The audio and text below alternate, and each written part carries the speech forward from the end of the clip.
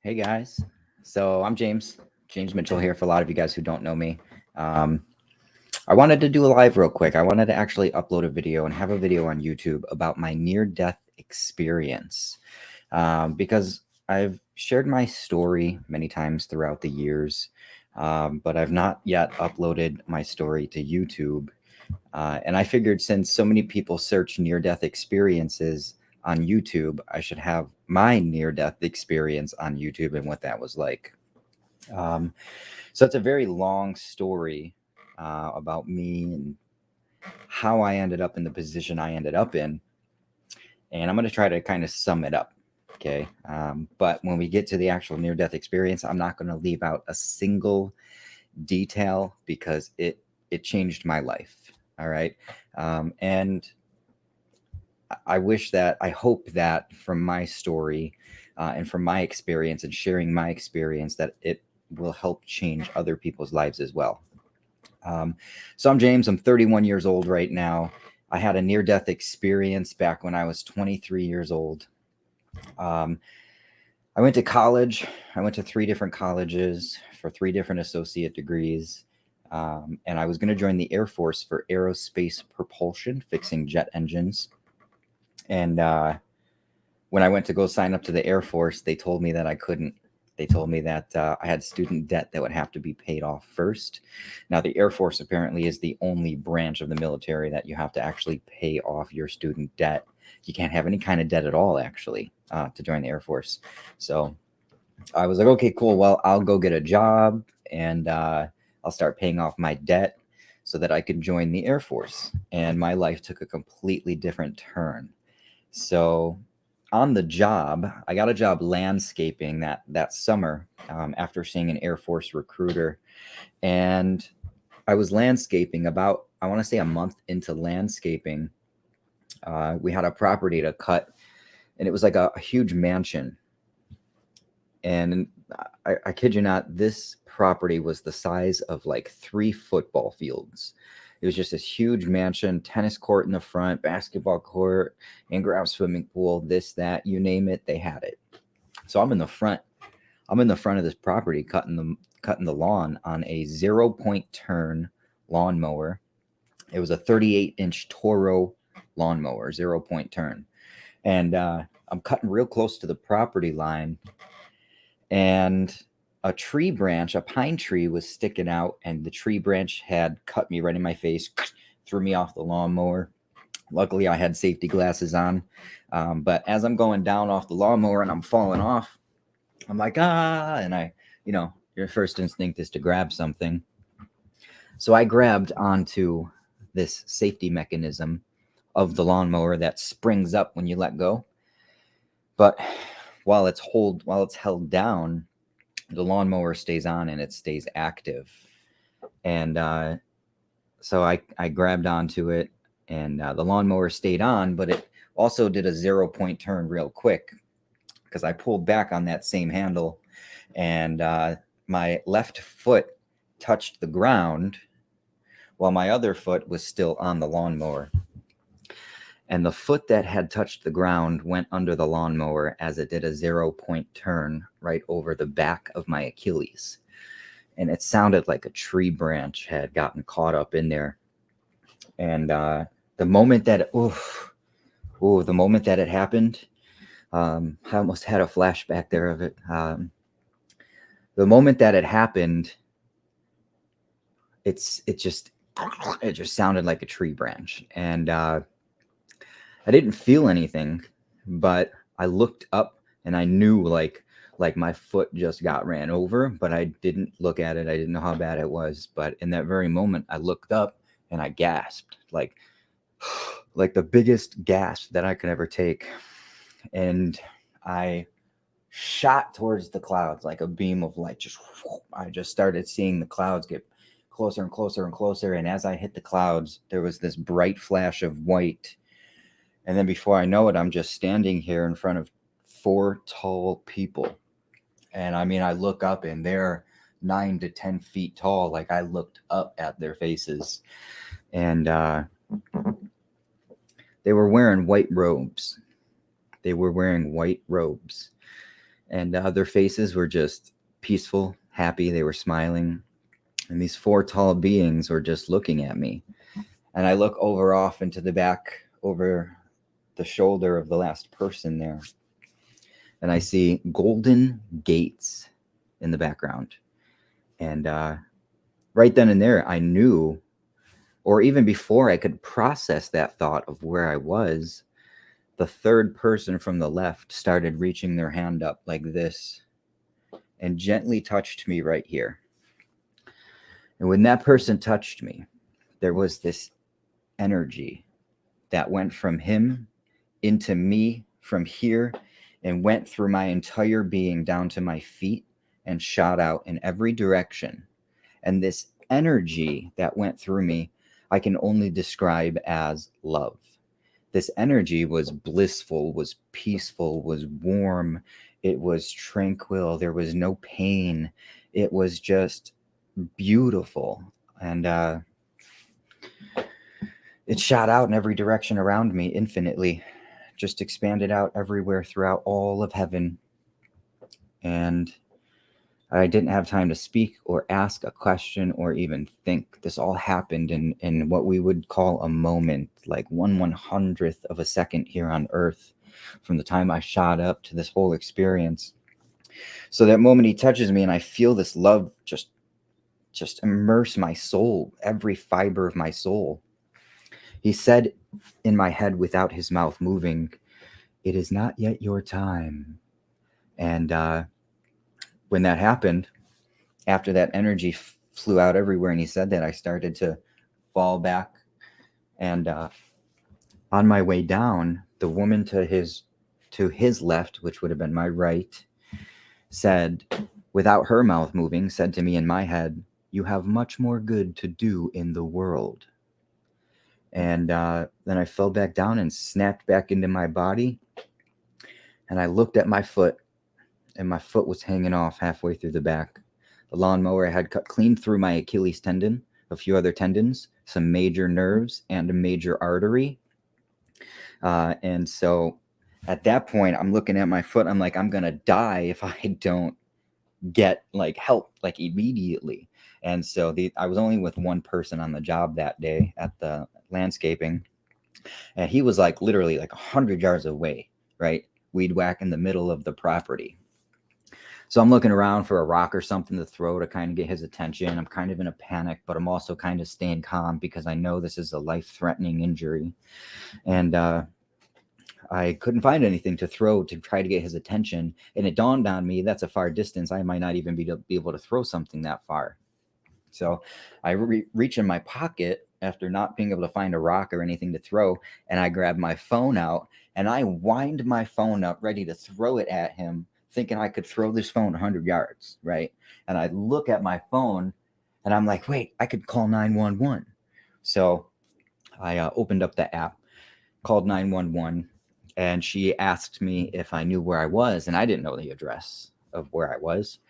So I told her no, but I said, I'm turning my location on right now. I turned my location on. She tracked my location and had an ambulance there within 10 minutes. But I was like in the property, and this property was hidden by a bunch of pine trees in the front. And so the ambulance actually went this way and missed the driveway. And so I had to turn back around and come into the driveway. And as the ambulance comes into the driveway, I had crawled, I want to say about 30 yards from the edge of the property up to the driveway so that the ambulance can see me. I left a trail of blood and everything. Like, it was just gruesome. And two EMTs hop out of the ambulance. And the one guy just looked and he asked me if I had crawled over here. He said, "How'd you get?" I said, "I crawled. I was over there. I crawled over here." And because I figured that, it'd probably be best if they could see me. And there was one guy and one girl. They were the EMT. The one girl ended up being my cousin. My cousin was the EMT driver that day. I come from a family of law enforcement. I come from a family of, lawyers and doctors, and law enforcement, and medical personnel. I think I'm like one of the first in my family and bloodline to become an entrepreneur and start a business and grow businesses. So I'm kind of like the black sheep of the family. But so my cousin lost all of her training, right? She saw my foot, she started freaking out. And the one EMT was like, hey, go back, sit in the truck, go sit in the truck, call his mom, call anybody you need to call. And so she did that. And he got me on the gurney, got me into the ambulance, and we started our journey to the hospital. And on our way to the hospital, there was this woman driving on the 90 or the 33. I think we were on the 33. And there was this old woman. She could like barely see above the steering wheel. She's like this, peeking over. And she was behind us. And I could see out the ambulance window and I could see her. Now we're doing like 80, 90 miles an hour on the 33. And this old woman had the nerve to beep at the ambulance and then cut the ambulance off. I couldn't believe it. So yeah, we get to the hospital and I'm still alive. The bleeding had stopped and they got me into surgery as soon as possible. I don't remember. I think they said surgery was like 7 or 8 hours, but they put back my Achilles tendon and everything, and they put it back, no metal, no plastic. They just put everything back together. It was just an incredible job. So credits to my doctor, to my surgeon, credits to my surgeon at ECMC, one of the best hospitals that I could honestly vouch for. That surgeon was actually not even supposed to be there that day. He was training a bunch of residents, but he was like one of the top surgeons in the country. And he actually came from one of the top medical institutes out in Texas. And then he came over here. He was training a bunch of residents. And he said after doing my surgery and having to handle my surgery, he made the decision to move his family here and to stay here in Buffalo and continue working at ECMC. So he now runs that surgical unit there. He's like one of the top surgeons, and really great guy. Really great guy. I got some stories about what happened while I was there, but I'm not going to go into that. We can rebuild him faster, stronger, Frank says. Yeah, right. But yeah, I didn't get any metal or plastic in me. The surgeon used the Chinese finger trap method to hold all of my ligaments and tendons and nerves together. And then when I got out of surgery, I ate only raw fruits and vegetables and tried not to take any pain meds that they had actually prescribed to me, unless the pain was like just beyond excruciating, which sometimes it was. So I remember what did I have? They gave me like 90 7.5s, right? And then they gave me 3 30 milligram Oxycontins. And whoo, boy, listen, that shit. Oh boy. So I knew after that, I knew what it was like to actually do drugs, right? Oxycontin was some strong shit. It took away my pain, made me feel like I was floating on a cloud. Oh, I was high. So they only gave me 3 of those, and I kind of only used them when the pain was so unbearable that I couldn't take it anymore. And it helped. I was in a cast for about 9 months. My leg was swollen up down there sometimes, and it kind of felt pressure. I felt pressure on the cast. So I cut my cast off 3 times. Now, usually when you have like an Achilles snap, your muscle goes straight up your leg. That didn't happen with me. When it happened, I let my leg loose and I let all of the muscles completely limp and loose. And I stayed that way. Like I've done years of meditation beforehand with muscle control on my body. And so I just let all the muscles loose on that side of my leg and didn't even attempt to flex any single muscle in that leg. And then, when I got there, the doctor was surprised, one, that I was alive still, that I didn't bleed to death. And he was also surprised that my muscle didn't shoot up my leg. So I hope he sees this video. I hope my surgeon sees this video because I've never gotten a chance to actually share this story with him. But he said it was a miracle that I lived, and I would love to share my story with him and tell him exactly what happened. But I was never a believer in Christ, in Jesus, in heaven, in God. I was a Buddhist and a Taoist. I only believed in things that feel and experience. And I started studying Taoism and Buddhism when I was 13, and then I moved into Hinduism when I was 17, and I continued meditation all the way up until I had my foot cut off. So I did a solid 10 years of meditation. At one point, I was doing like 3 hours a night of meditation, and going into such a deep state of meditation that it was like replacing sleep. So I could meditate for 3 hours a night and be good for an entire week. But after a while, I realized like you need sleep. Your mind actually does need to sleep.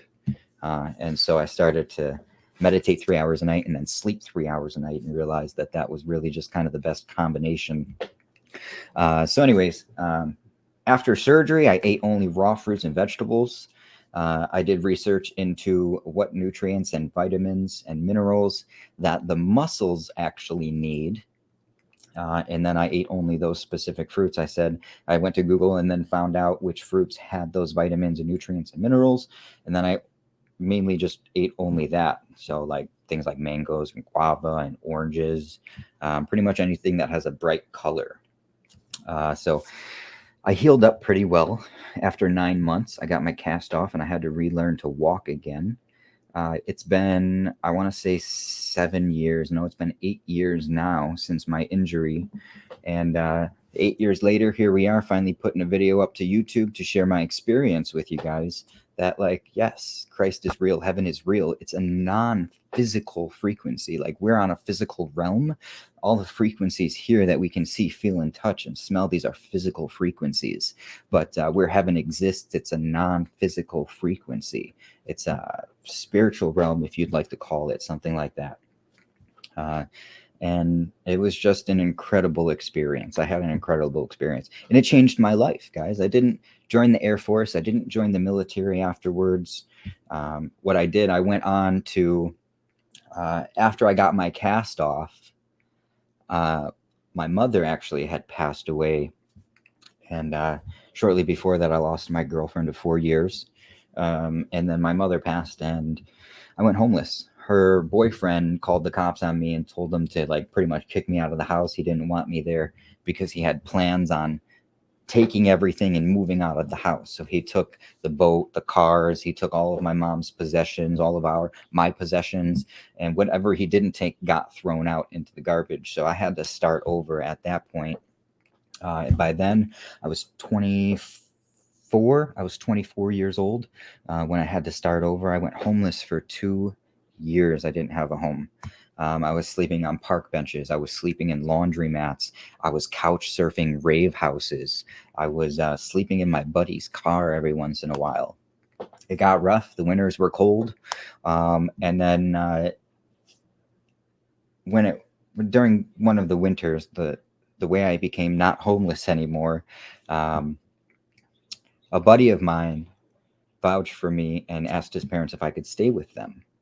And Linda and Mike Gersick, God bless you guys. You guys were a major impact in my life during that time. So Linda and Mike Gersick, if you guys are watching this, thank you so much. I appreciate you guys, like more than you guys know. So you guys helped me get my life back together. I got a job. I had multiple jobs since then, but got my life situated. I got myself back together. It was about 2 years before I could actually start running again, after my Achilles tendon was cut. But I was determined. The day that I got my cast off, I actually tried to hop on my bike and go for a bike ride, because before my injury, I was biking 20 miles a day. I was biking 20 miles a day, sometimes more.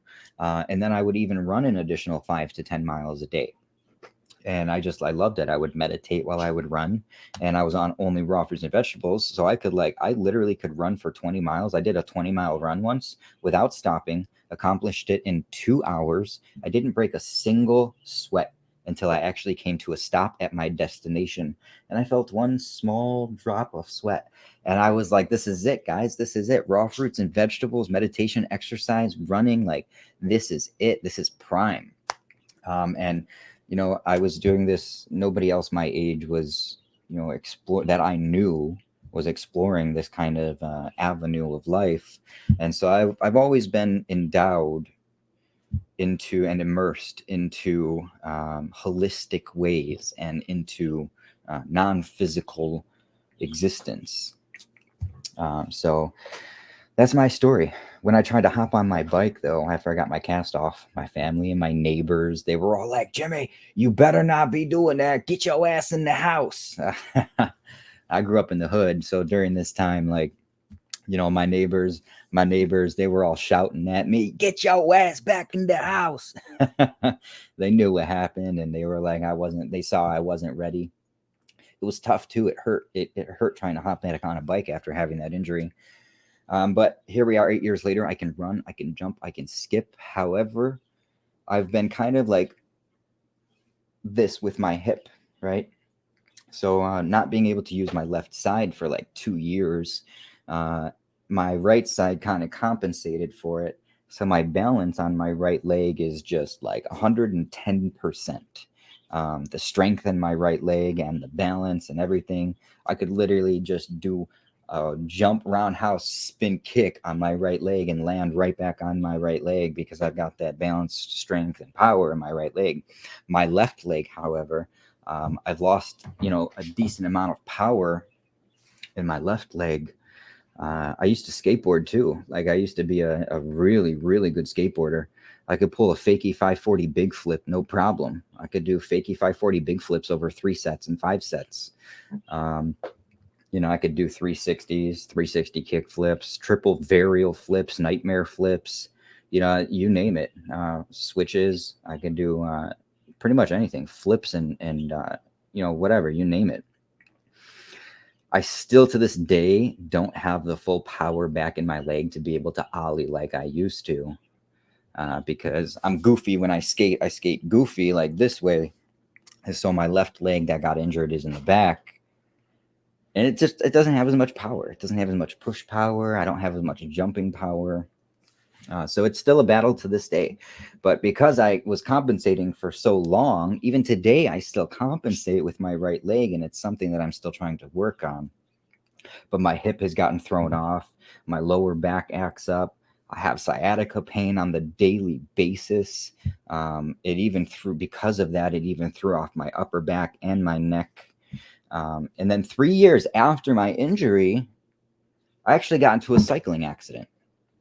I was going about 31 miles an hour on my bicycle. It was a touring bike.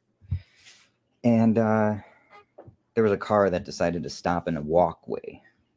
Right in the walkway, he decided to come to a dead stop, even though he had a green light.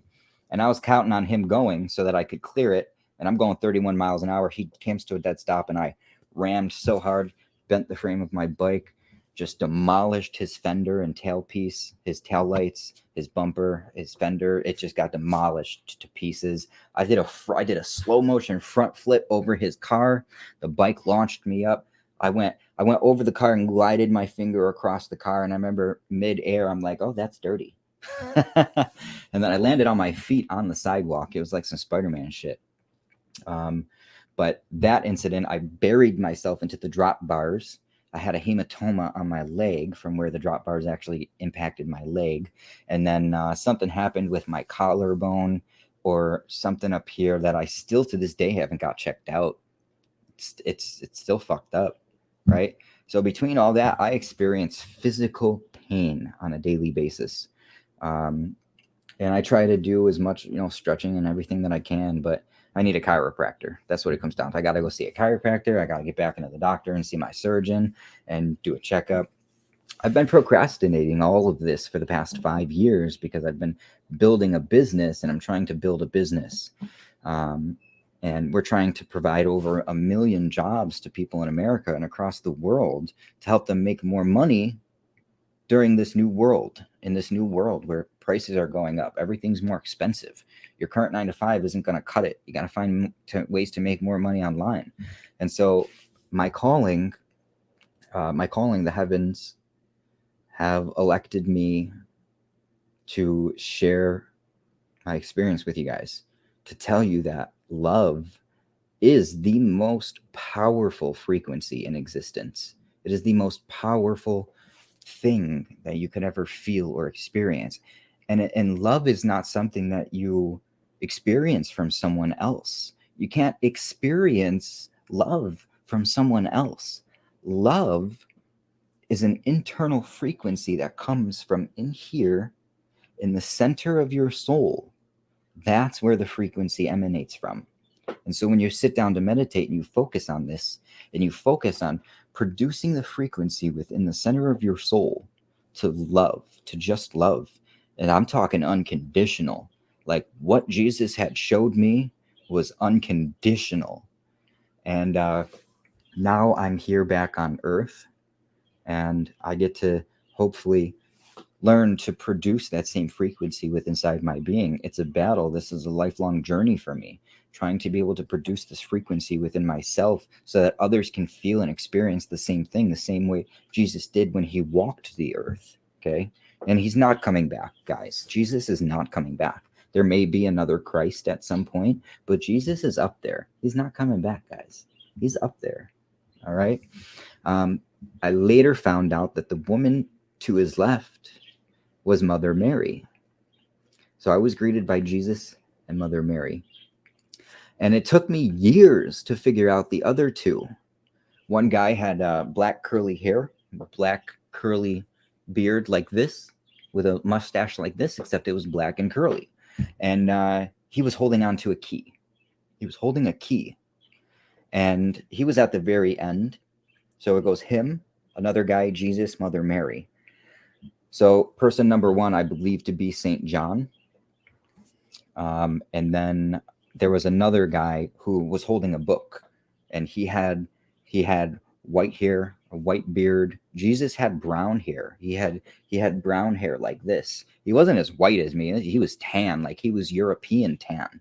And all of these guys were extremely tall. So when they say, oh yeah, giants walked the earth many years ago, it could be giants, or it could just be that humans were actually taller back then. Humans were bigger back then, and we're gradually shrinking because, I don't know, who knows? That part I have no idea about. I can theorize all day on that. But there was a guy holding a key. There was a guy holding a book. There was Jesus, and then there was Mother Mary. I'm alive now, guys. I wish they would have kept me, right? I wish they would have let me stay up there, but apparently I wasn't ready. It's not yet my time.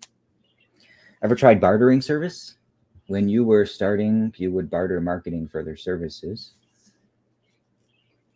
Oh, actually, no, I haven't tried that, actually. Frank, I have not tried that. I'm going to try that. I'm going to give that a try, actually. I like that. I like that idea. But so, yeah, that's my experience, guys. That's my near-death experience. I should have bled to death. I should have died. I should have lost my foot. But I got to keep my foot. No metal, no plastic.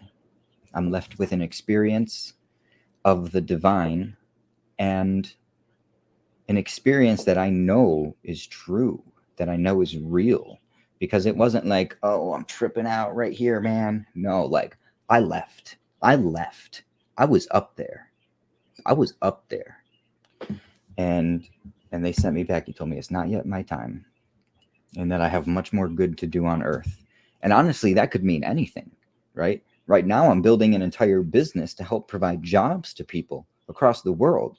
That could mean what they meant. That could be what they meant. Like I have more good to do, so I'm going to help a lot of people, or it could mean like along my journey, I'm going to save people that will make a difference. Or it could mean that, through this experience and through me sharing my story of this near-death experience, that other people will restore their faith. And it will just, make their faith stronger. I was never a believer. I never believed. I never had faith. I only believed in what I could feel and touch. This is a keyboard. This is real. I know it's a keyboard.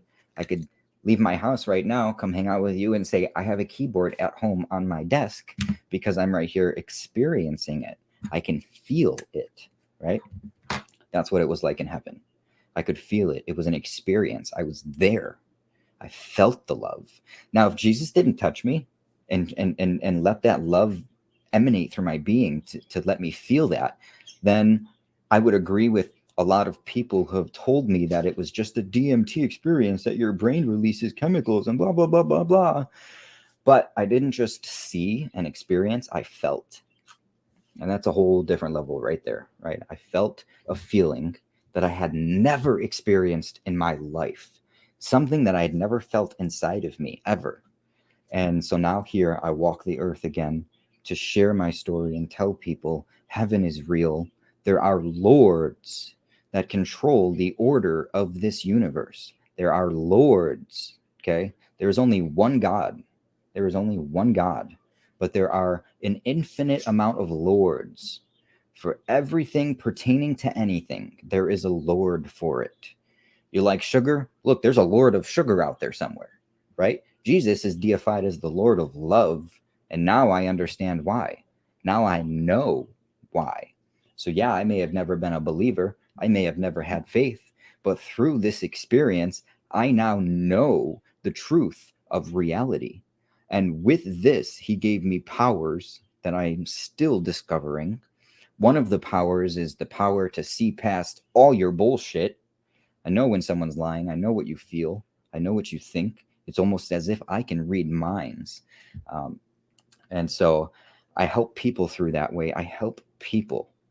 I heal broken hearts. I mend broken souls by feeling and healing, right? Healing through a simple touch, the way Jesus did, is not on my realm of abilities. But understanding through insight and feeling of frequency is how I'm able to help heal broken souls, broken hearts, the sad, the depressed, the lonely. There's so much of it in this world, and that's what the world needs, is love.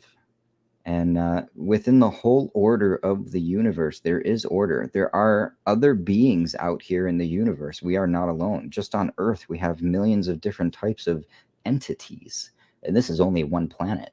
There are millions and millions of planets in this physical realm that have life inhabiting it.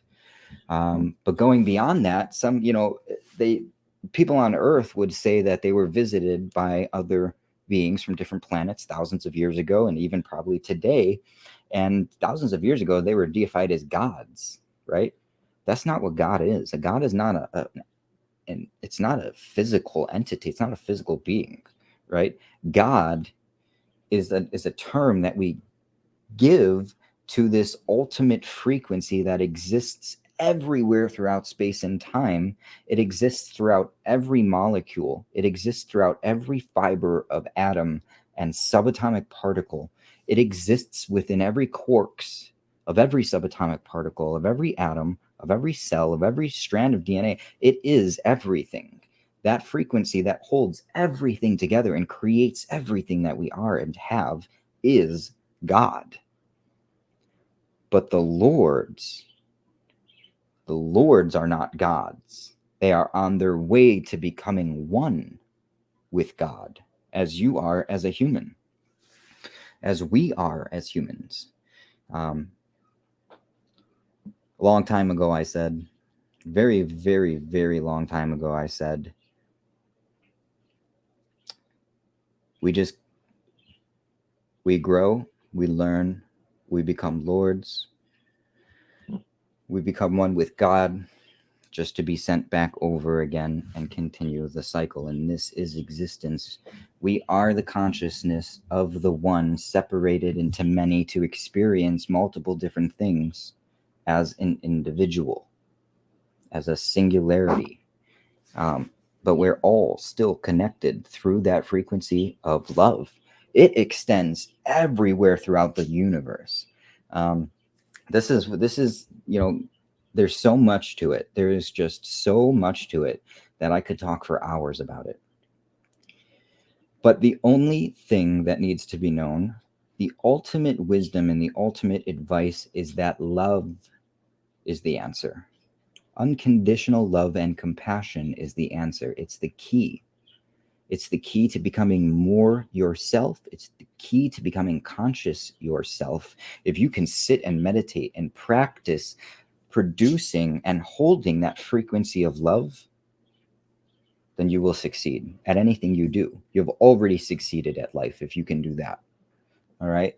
And that's what our journey here on life is. That's what our journey here as a human is. It's learning love. Babies are not born with good. Babies are not born with bad. Babies are blank slates, right? And they're born out of love, but they're also discerning. And within their discernment, they have bliss. This is why some people say ignorance is bliss, but not always. Ignorance is bliss when it comes from discernment. However, if it comes from arrogance, it's not blissful, it's ignorant. And there's a difference between ignorance is bliss and arrogance ignorance. So I think that one of my jobs here is to just share that, is to just share my experience of love, tell people, because I was never able to produce that frequency of love in my being. I had never felt that before. And for some reason, Jesus or God, someone up there had chosen me to instill that into me, to show me that love. And now I've been on a journey trying to find others who have also been touched by Jesus in heaven, and not just touched, but healed and felt the power of the love overcome their being. And it's just right through me. Like guys, we are love. We are, like, every fiber of our being is just pure, unconditional love. And our journey here is learning to use that.